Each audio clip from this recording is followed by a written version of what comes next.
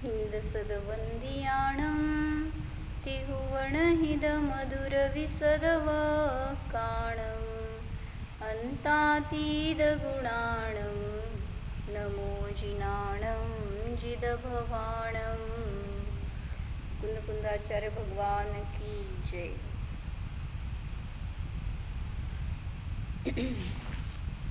ध्यानाचं प्रकरण बघतोय आपण। ध्यान कशाला म्हटलं ध्यान, तर ज्ञानाच्या एकाग्रतेला ध्यान म्हणलं। काय म्हणले मी? ज्ञान जिथं एकाग्र होतं, कुठला विषय आहे ती गोष्ट वेगळी, पण एखाद्या विषयावर ज्ञानाची एकाग्रता होणं ह्याला म्हणायचं ध्यान। मग ते ध्यानाबद्दल आमचं चाललंय की किती प्रकारचे ध्यान असतात?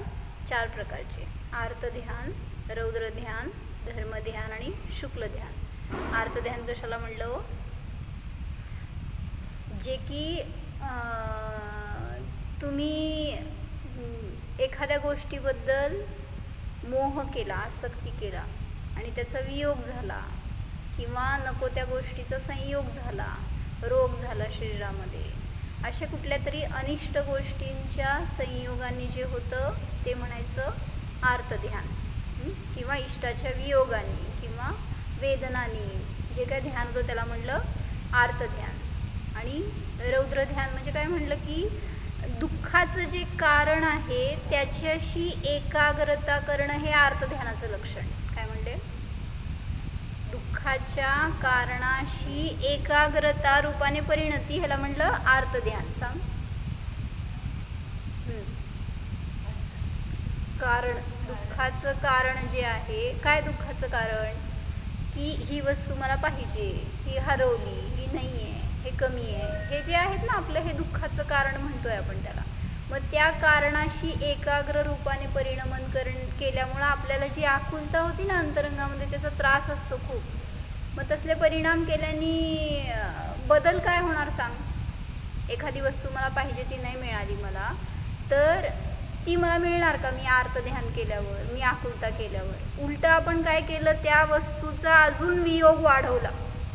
म्हणजे ती तुम्हाला लवकर मिळणार होती, कदाचित तुमच्या संकलेशाने, आकुलतेने अजून त्याचं दीर्घ काळापर्यंत त्याचा वियोग राहणार। आणि अनिष्टाचा संयोग, नको त्या गोष्टीचा संयोग झाला, काय रोग झाला, प्रतिकूलता आली, काय पण असेल ते, त्या गोष्टीचा संयोग झाला, तर आर्त ध्यानाने पुन्हा अजून आपण त्याचा वियोग लवकर होणार होता, तर अजून ते जास्त काळपर्यंत तुम्हाला त्रास देत राहणार। असे आपण आपल्या परिणामाने करतो सगळे काय म्हणते तो व्यवस्थातिक। म्हणून म्हटलं परिणामातूनच सगळं जिंकायचं आहे आपल्याला। मी जेवढे विशुद्ध परिणाम करणार ना तेवढं माझा संयोग बदलतो, माझे उदय बदलतात। बाहेरचं कोण बदलणारं नसतं। आणि तुम्ही बदलायला गेला तरी बदलत नसतात कोण। मी तुला किती बदलायला गेला बदलणार सांग? ते नको, दुसरं घ्यायचं मग ते 50 जातं। ना कोण आहे तुमचा? म्यूट होईन आवाज, म्यूट करा।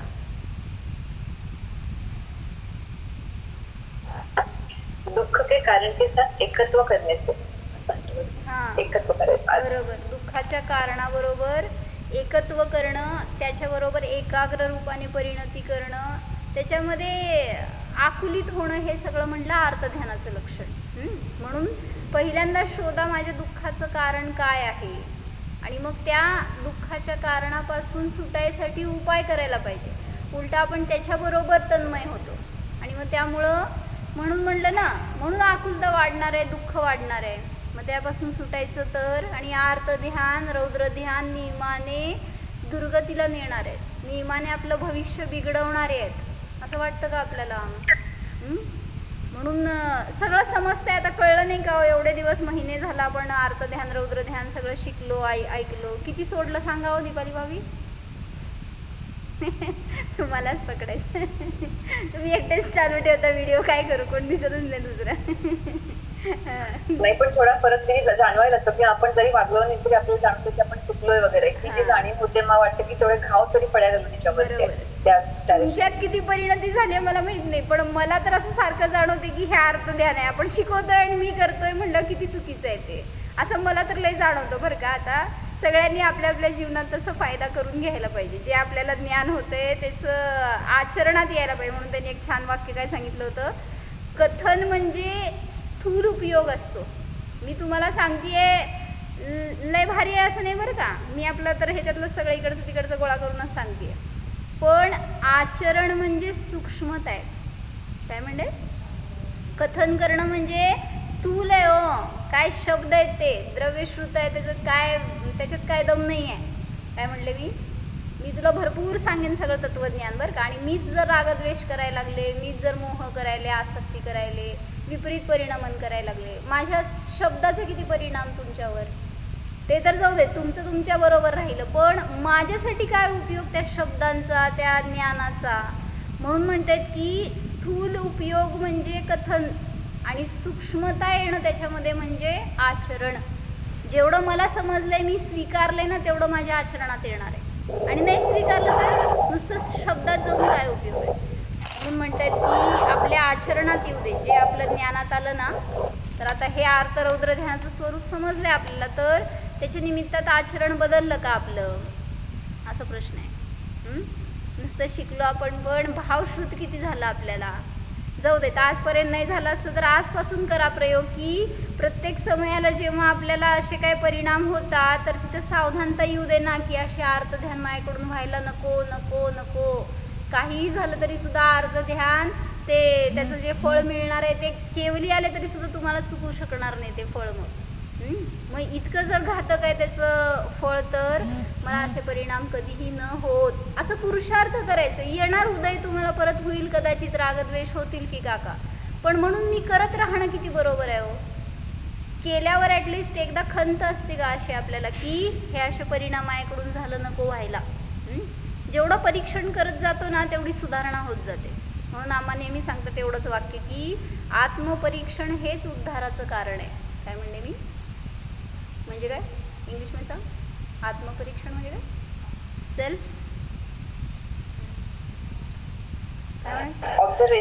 सेल्फ ऑब्झर्वेशन करा. तर आपल्यामध्ये सुधारणा होते. दुसरा कोण सुधारणारा नसतो आपल्याला. मीच मला सुधारू शकतो, मीच मला बिघाडू शकतो. तुम्हाला काय करायचं हे तुमच्यावर अवलंबून आहे. तर त्यांनी ज्ञानार्णवमध्ये एक उदाहरण दिलं आहे बरं का, असं की बिल्ली असती ना, तुम्ही ते स्लोगन म्हणता ना, काय सो चूहे खाके बिल्ली चली हज को, म्हणजे काय, पाप करती आणि ती धुवायला म्हणून तिथं हजला जाती. म्हणजे असं सांगायचं त्याच्याने काय पाप धुतलं जात नाही. मग एकदा एक बिल्ली काय केली म्हणे, की तिथं हजमध्ये गेली का काय कुठं असं देवस्थानाला तीर्थाला गेली म्हणे, आणि तिथं गेल्यावर ती म्हणती मी आता तीर्थवंदना करायला लागले, त्यामुळं आता मला मांसाहार त्याग आहे, सगळ्या चुह्यांना बोलवून सांगते मी आता कोणाला खाणार नाही आहे बरं का. मग आता माझा विश्वास करा, खरंच मी आता चांगल्या परिणामवाले झाले. कोण म्हणलं असं, आता तुम्ही कुठे आहे बघायचं बरं का, बिल्ली आणि चुहामध्ये. मग ते सगळे चुहे आपलं म्हणले खरंच ही बदलली आहे म्हणल्यावर आता निर्धास्त एक एक एक एक फिरत फिरत निघाले आपले, आणि मग एक एक गडप व्हायला लागले की कळत ना कोणाला. म्हटल्यावर ती काय करतीये, सांगती तोंडाने वेगळं आणि करतीये वेगळं. मग तसं म्हणलं की जिनवाणी तुम्हाला सांगितली का नाही हो, सगळं सांगितली, तुम्ही ऐकलं का नाही, पण तुम्ही काय करताय, म्हणजे ज्ञान प्राप्त केलं, तिने तीर्थवंदना केली, पण पुन्हा आचरण चुकीचंच केलं तर मग तसंच आपलं पण झालं आहे. तुम्ही बिल्ली आहे का चुही आहे. म्हणजे आपण पण तेच करतोय की तीर्थवंदना तिने केली, आपण सगळा तीर्थाचा अभ्यास करतोय किंवा काय ज्ञान प्राप्त करून घेतोय, पण पुन्हा कशायामध्ये जातोय, विभाव करतोय, तर ह्याच्यातून आपल्याला कोण सोडवणार. म्हणून म्हटलं की आपलं परीक्षण करा. चला, चौथं शुक्ल ध्यान चाललं होतं आपलं. तिसऱ्या शुक्ल ध्यानाबद्दल काय कोणाला अडचण असते तर विचारा. का सगळ्यांचं झालं तिसरं शुक्ल ध्यान.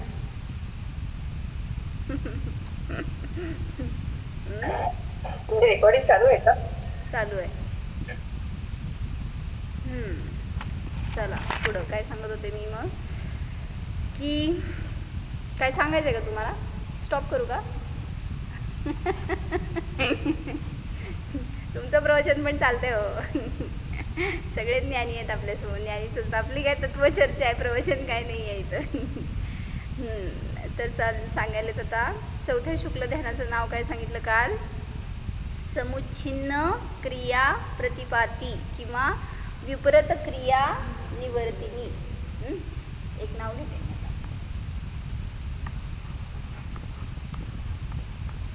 विपरीत क्रिया निवर्तिनी. त्या विपरीतलाच वेगळा परत शब्द वापरला एकेका ठिकाणी, विच्छिन्न. विच्छिन्न क्रिया निवर्तिनी असं. तर काल मी ह्याचं शब्दाचा अर्थ घेतला होता ना, अनिवृत्ती रूप. तर त्याचे दोन अर्थ काढलेत बरं का. म्हणजे आपण काय घेतलं होतं? समुच्छिन्न क्रिया निवृत्ती म्हणजे काय? जिथं क्रिया म्हणजे योग, योगाचं उच्छेद झाला, योगाचा विपरीत म्हणजे अभाव झाला, अशी ती अनिवृत्तीरूप परिणती किंवा विच्छिन्न म्हणजे छेद झाला, अशी ती ज्ञानाची परिणती. त्याला म्हटलं होतं चौथं शुक्ल ध्यान, समुच्छिन्न क्रिया अनिवृत्तीरूप. तर अनिवृत्तीमध्ये त्यांनी दोन अर्थ चांगले काढले. एक अनिवृत्ती म्हणजे आपण काय म्हणलो होतो, आता पुन्हा त्या ध्यानातून च्युत होत नाही म्हणून अनिवृत्तीरूप. आणि दुसरं त्यांनी अर्थ केलाय की अनिवृत्ती म्हणजे निवृत्ती म्हणजे मोक्ष, आणि अजून मोक्ष प्राप्त झाला नाही म्हणून ते अनिवृत्ती रूप. म्हणजे 14व्या गुणस्थानामध्ये अजून निवृत्ती झाली नाही किंवा निर्वृत्ती ज्याला म्हणतो ना, ते म्हणजे मोक्ष. म्हणजे सगळ्या कर्मांपासून निवृत्ती हे मोक्ष आहे. मग अशी मोक्षदशा अजून प्राप्त झाली नाही, ती अवस्था म्हणजे अनिवृत्तीरूप परिणाम. म्हणजे जिथं त्या पदात आहे तो अनिवृत्तीरूप परिणाम आहे. 14व्या गुणस्थानात हे ध्यान आहे. तर काल आपला प्रश्न होता ना, तुम्ही दीपाली भाभी मला जी कॅसेट पाठवली तर त्याच्यामध्ये विकास यांनी असंच सांगितलं सगळं. मला अजून मी पूर्ण ऐकली नाही. तर एक वाक्य मला असं दिसलं की म्हणजे ते चौथं शुक्ल ध्यान 14व्या गुणस्थानामध्ये कुठं असतं असं काल प्रश्न होता ना आपला. जसं 13व्या गुणस्थानामध्ये शेवटच्या अंतर्मुहूर्तामध्ये तिसरं शुक्ल ध्यान असतं, तसं 14व्या गुणस्थानामध्ये चौथं शुक्ल ध्यान कुठं असतं असा प्रश्न होता. चला उत्तर द्या, कुठं असतं? पहिल्या समयापासून. ती कॅसेट तुम्ही पूर्ण ऐकली? थोडं काळ आहे. आवाज कट व्हायला तुमचा. अ ई रू, अ ई ई रू.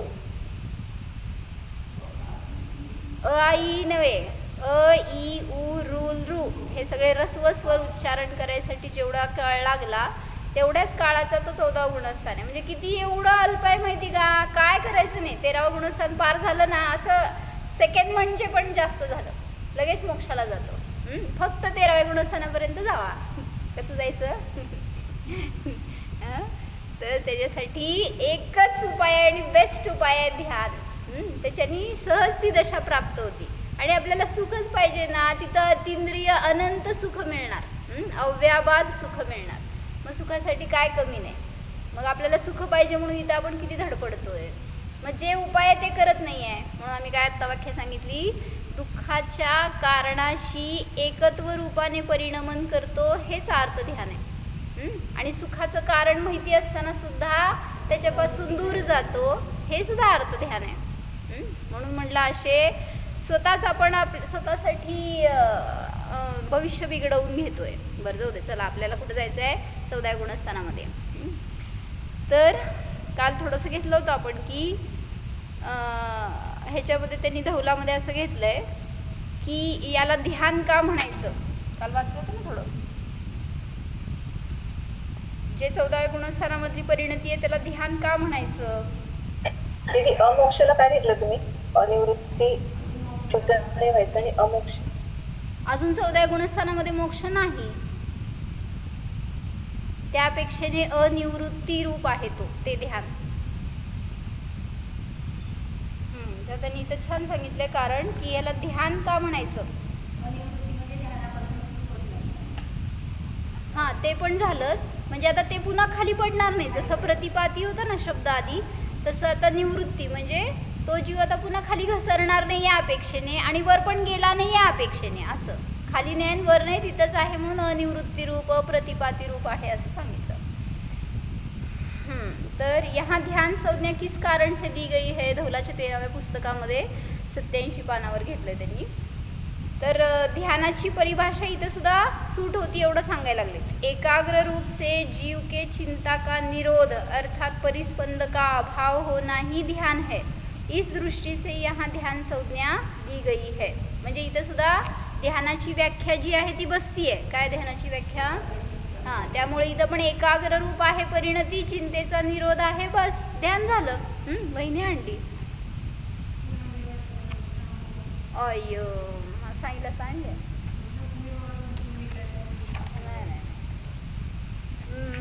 पुढं विचारलंय की ध्यान आहे ह्याची सिद्धी कशी किंवा ध्यान आहे हे प्रूफ कसं करणार तुम्ही तिथं ध्यान आहे.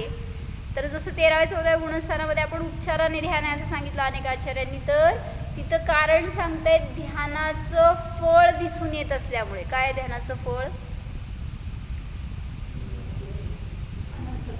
अजून ध्यानाचं फळ काय हो? कर्माची निर्जरा आणि नंतर मोक्ष. असं कुठं सांगितलं? मोक्ष असं कुठं सांगितलं? आधार या की आम्हाला आधार पाहिजे, आधार पाहिजे. त्यांनी इथं ते सांगितलंय एकतर अघाती चतुष्कचा नाश म्हणजेच कर्मांची निर्जरा हे फळ आहे, पण असं ध्यानाचं हे फळ असतं असं कुठं सांगितलं? गाथेमध्ये समयस्वच्छ काय काय ते 10 फायदे सांगितले त्यात नाही का सांगितलं शेवटी सर्व कर्माच्या अभावाचा कर्म.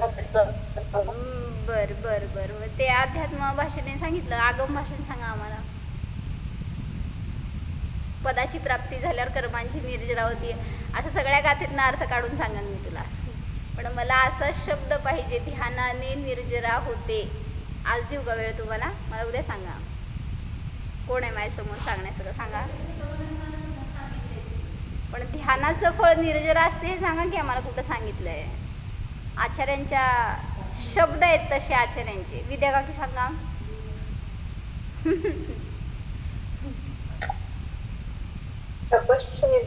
करेक्ट तेच आहे की.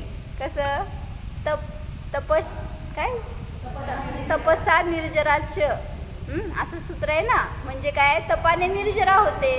मग तप कुठला आहे? 12 प्रकारचे तपमध्ये ध्यान आहे. मग ध्यानाने पण निर्जरा होते असं सांगितलं शास्त्रामध्ये.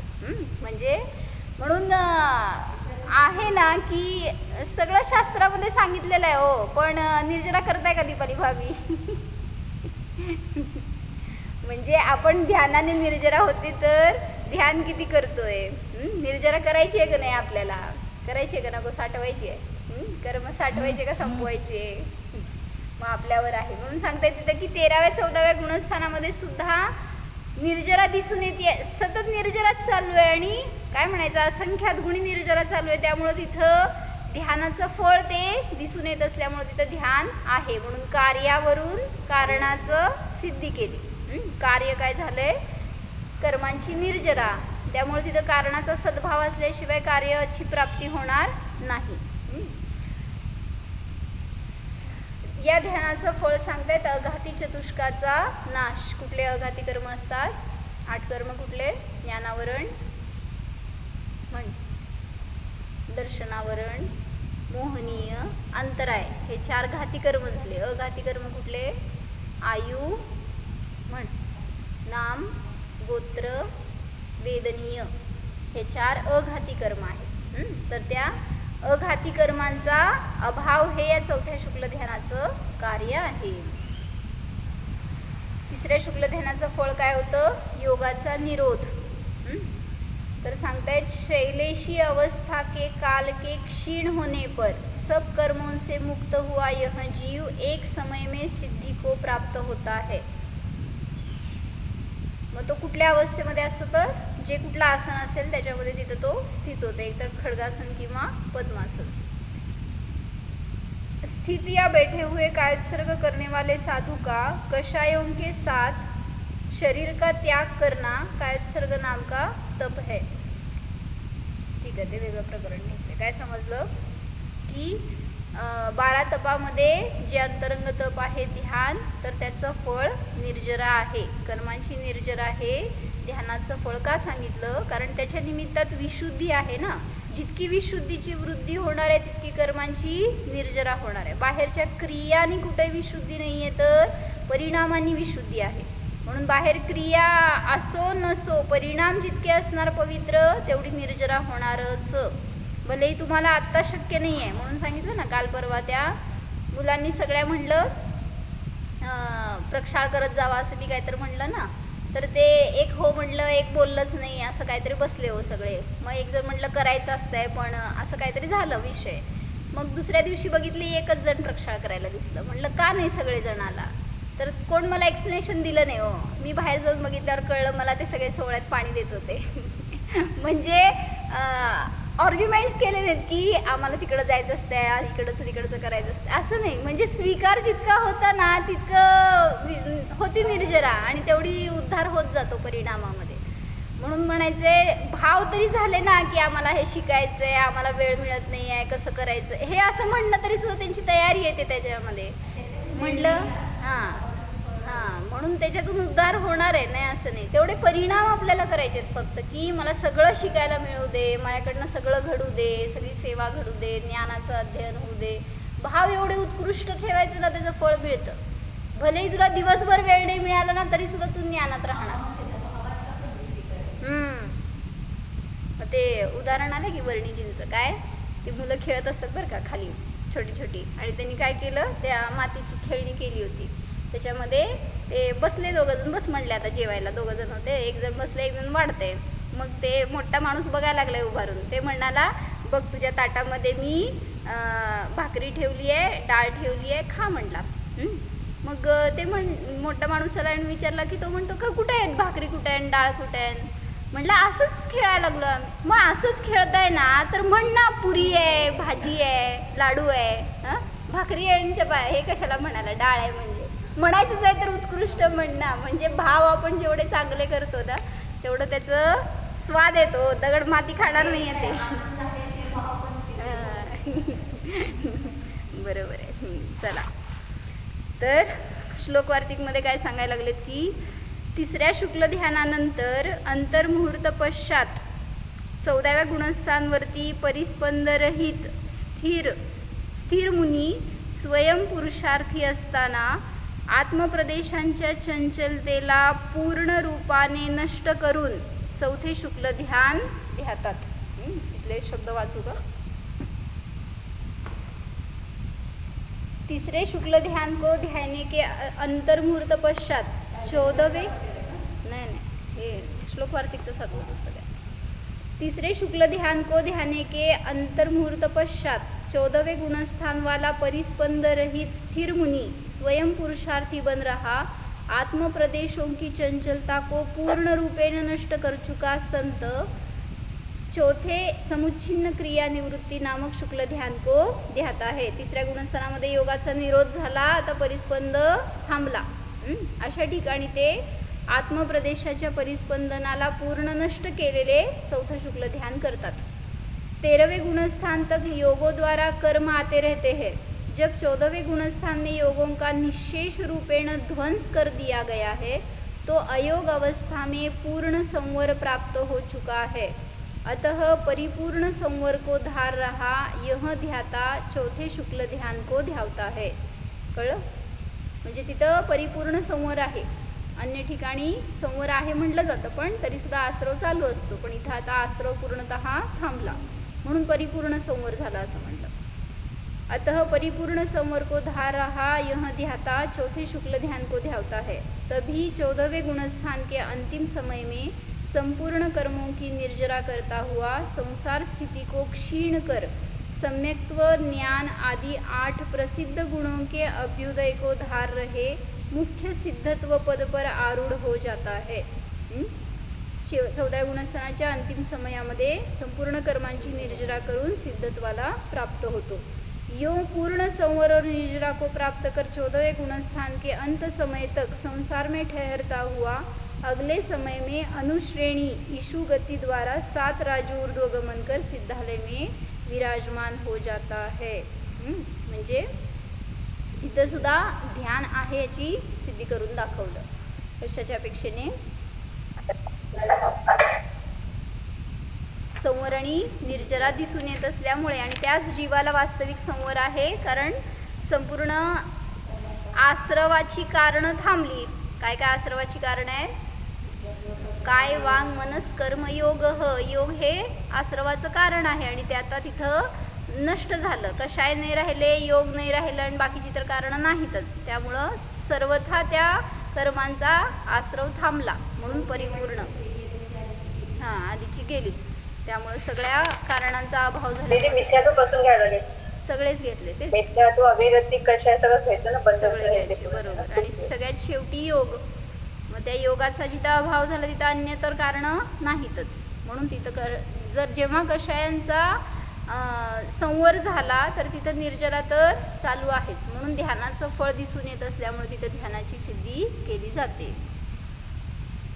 काल वाचलो होतो का आपण हे सगळं? का नाही? 14व्या गुणस्थानाचं तर नुसते गप्पा मारले होते.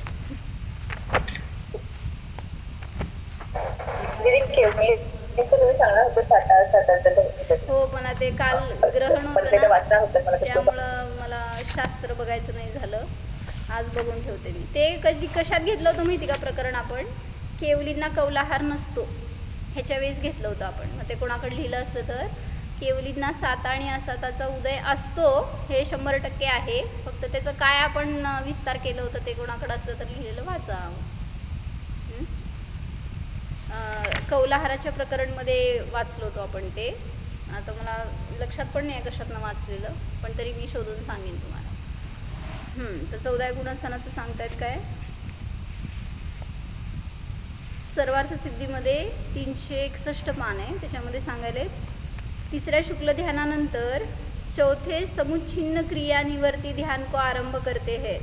इसमें प्राणापान के प्रचार रूप क्रिया का तथा सब प्रकार के काय योग, वचन योग और मनोयोग के द्वारा होने वाली आत्म प्रदेश परिस्पंद रूप क्रिया का उच्छेद हो जाने से इसे समुच्छिन्न क्रिया निवृत्ती ध्यान कहते हैं. प्राणापान आहे का नाही तिथं? 14व्या गुणस्थानामध्ये श्वासोश्वास नाही.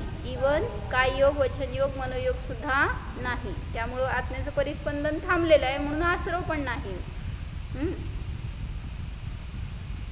इस समुच्छिन्न क्रिया निवृत्ति ध्यान में सब प्रकार के कर्मबंध के आश्रव का निरोध हो जाने से तथा बाकी के बचे सब कर्मों के नाश करने की शक्ति के उत्पन्न हो जाने से. काय काय सांगितलं?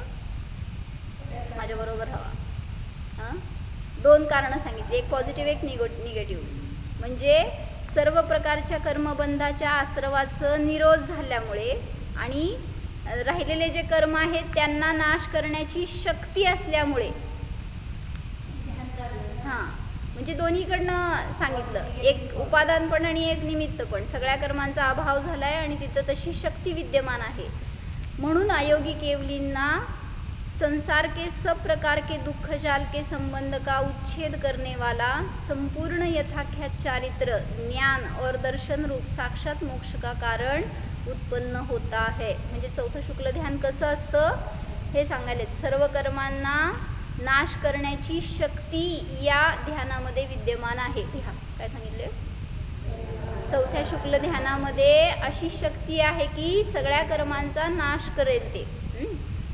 आणि मग ते कुठं होतं तर सर्व प्रकारच्या कर्मांचा आश्रवाचा निरोध झाला आहे अशा ठिकाणी. आणि जे काही राहिलेले कर्म आहेत त्यांना नाश करण्याची शक्ती उत्पन्न झालेली असल्यामुळे ते 14व्या गुणस्थानवरती जीव चौथ्या शुक्ल ध्यानाच्या द्वारे सर्व कर्मांचा अभाव करून मोक्षाला जातात. संसार के सब प्रकार के दुख जाल के संबंध का उच्छेद करने वाला संपूर्ण यथाख्यात चारित्र, ज्ञान और दर्शन रूप साक्षात मोक्ष का कारण उत्पन्न होता है. चौथं शुक्ल ध्यान हे म्हणून म्हणलं साक्षात मोक्षाचं कारण आहे. वे अयोगी केवली भगवान उस समय ध्यानातिशय रूप अग्नि के द्वारा सब प्रकार के मल कलंक बंधन को जलाकर और किट्ट धातु व पाषाण का नाश कर शुद्ध हुए सोने के समान अपने आत्मा को प्राप्त कर परिनिर्वाण को प्राप्त होते हैं। इस प्रकार यह दोनों प्रकार का तप नूतन कर्मों के आश्रव के निरोध का हेतु होने से संवर का कारण है। कुठले दोन तप? शेवटचे दोन ध्यान जे सांगितलेत ना, नाव सांगा, नाव घ्या. सूक्ष्म क्रिया अप्रतिपाती आणि विपरीत क्रिया निवृत्तीरूप. जर हे आहे ते दोन्ही नूतन कर्माच्या आश्रवाचा निरोध करण्याचा हेतू असल्यामुळे संवराचं कारण आहे आणि पूर्वीच्या कर्मरूपी रजाचा नाश करण्याचं हेतू असल्यामुळे निर्जरेचं कारण आहे. काय म्हणले? दोन हेतू घेतले. काय? संवराचं कारण आहे आणि निर्जरेचं कारण आहे. परत वाचू. हे दोन तप नवीन कर्मांच्या आश्रवाच्या निरोधाचं हेतू असल्यामुळे संवराचं कारण आहे आणि प्राक्तन कर्मरूपी रज के नाश करने का हेतु होने से निर्जरा का भी हेतु है. सांगा.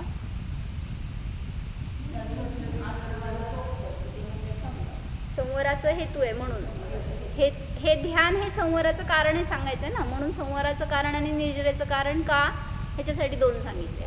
नवीन कर्मांचा आश्रव त्याच्याद्वारे रोखला जातो म्हणून संवराचं कारण आहे आणि सगळे जे कर्मरूपी रजा आहेत त्याचा नाश करण्यामध्ये कारण असल्यामुळं निर्जरेचं सुद्धा कारण आहे. प्राक्तन म्हणजे दीदी बचे हुए कर्म. प्राक्तन म्हणजे पूर्वीचे जे कर्म साचलेले आहेत त्यांची निर्जरा करण्यामध्ये ते कारण आहे.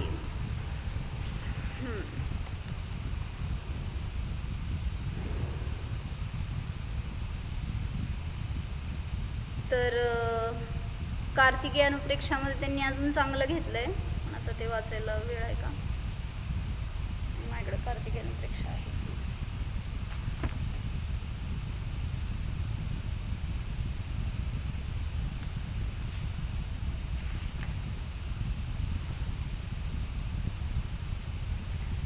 कार्तिकी अनुप्रेक्षामध्ये 385 पानावर घेतलंय. योग का अभाव हो जाने से 14वें गुणस्थानवर्ती अयोगी कहलाते हैं. वे परमेष्ठी और उत्कृष्ट प्रभु होते हैं. उन देवादिदेव के 14वें गुणस्थान के उपांत्य समय में मोक्ष लक्ष्मी की प्राप्ति में रुकावट डालने वाली 72 कर्म प्रकृतियाँ तुरंत ही नष्ट हो जाती है. काय म्हणले?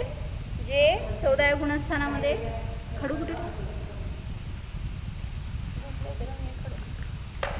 14व्या गुणस्थानाचा काळ जेवढा आहे ना अयुरुरु एवढ्या काळामध्ये जे उपांत्य समय, आता हे सगळे एक समय असतील तर हा जो उपांत्य समय आहे ना या समयामध्ये 72 कर्म प्रकृतींचा अभाव होतो आणि जे अंतिम समय आहे त्याच्यामध्ये 85 प्रकृती. उपांत्य म्हणजे एक समय 85 प्रकृतीचा नाश होतो ना. हो सांगते की 1 मिनिट. उपांत्य म्हणजे पूर्व समय आणि अंत म्हणजे शेवटचा समय. तर 72 कर्म प्रकृतींचा नाश उपांत्य समयामध्ये होतो आणि जे राहिलेले ॲक्च्युली तर कोण 11 सांगितलेत कोण 12 सांगितले. मी वाचते. तर उपांत्य समयामध्ये 72 कर्म प्रकृतींचा नाश होतो. उसी समय उनके समुच्छिन्न क्रिया नामक निर्मल ध्यान प्रगट होता है. दीपाली भाभी ऐकलं का? ह्याच्यावरनं मी म्हणलं होतं की उपांत्य समयामध्ये त्यांना ध्यान आहे. बघा मी परत वाचते. उन देवादिदेव 14वें गुणस्थान के उपांत्य समय में मोक्ष लक्ष्मी की प्राप्ति में रुकावट डालने वाली 72 कर्म प्रकृतियाँ तुरंत ही नष्ट हो जाती है. उसी समय उनके समुच्छिन्न क्रिया नामक निर्मल ध्यान प्रगट होता है. ह्याच्यावरून मी म्हटलं होतं की उपांत्य फल लिहायचं होतं का त्यांना? चुकून असं झालं का? हां आता बरं बघायला पाहिजे. 1 मिनिट मी संस्कृतमध्ये बघते.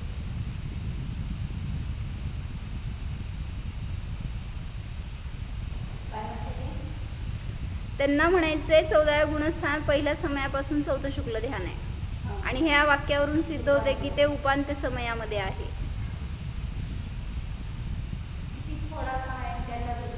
हा इथं दिलंय की पुनः सह एव अयोगी केवली व्युपरत क्रिया निवृत्ती नाम चतुर्थ शुक्ल ध्यानेन पंच लघु अक्षर उच्चारण मात्र स्वगुणस्थान काल द्विचरम समये देहादि द्वासप्तति प्रकृती क्षपयति पुनः चरम समये एकतर वेदनीयादि त्रयोदश कर्म प्रकृती क्षपयति. म्हणजे उपांत्य 13. मग उपांत्य समयामध्ये 72 कर्म प्रकृतींचा नाश होतो.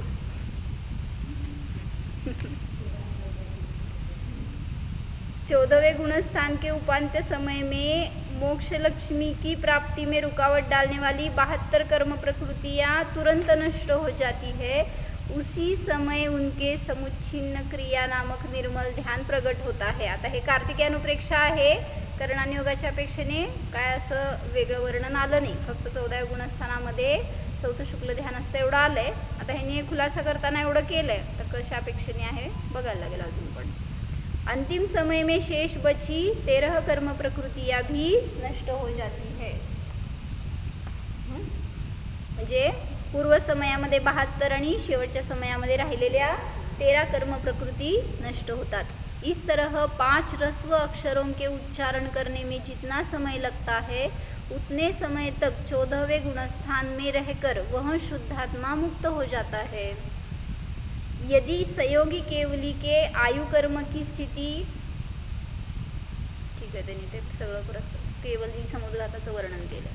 म्हणजे म्हणून सांगितलं की जेव्हा त्या 14व्या गुणस्थानाचा काळ किती आहे, पंचरस्व स्वर उच्चारण जेवढा समय लागतो त्याच्यामध्ये तेवढाच काळ 14व्या गुणस्थानाचा आहे. तेवढ्या वेळ तिथं राहून हा जीव कर्मापासून मुक्त होतो आणि शुद्ध आत्म्यामध्ये स्थित होतो. तीच खरी मोक्षदशा आहे. मोक्ष म्हणजे काय असं कुठलं स्थान नाही आहे. अजून त्यांनी छान प्रकरण घेतलं आहे, पण जरासं हे 4 ध्यानापासून वेगळं. आता सामान्य ध्यान म्हणजे काय ह्याच्यावर चांगलं घेतलं आहे, ते आपण उद्या वाचू काय घेतलं. एकूण 85 राहतात 14व्या गुणस्थानामध्ये. मग ते शेवटी 13 कर्म प्रकृतींचा नाश झाल्यावर मग तिथं सिद्धावस्था प्रगट होते.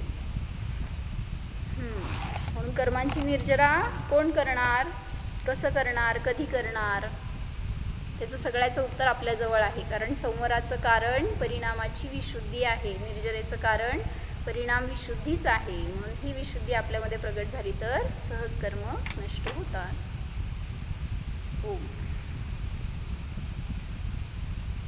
जाणा. स्वभावानेच मुक्त अशा सिद्ध जीवाला जाणा.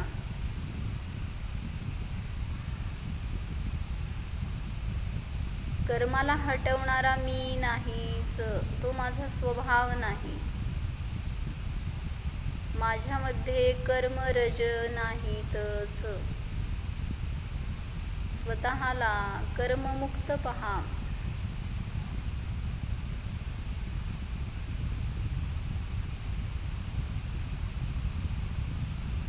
कर्मापासून सर्वथा अस्पर्शी पहा.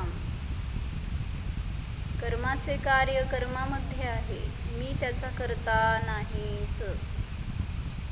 आश्रव करणारा मी नाही, निर्जरा करणारा देखील मी नाहीच. मी तर सर्व अवस्थेमध्ये मात्र जाणणाराच आहे, निष्कर्म आहे, ज्ञाताद्रष्टाच आहे.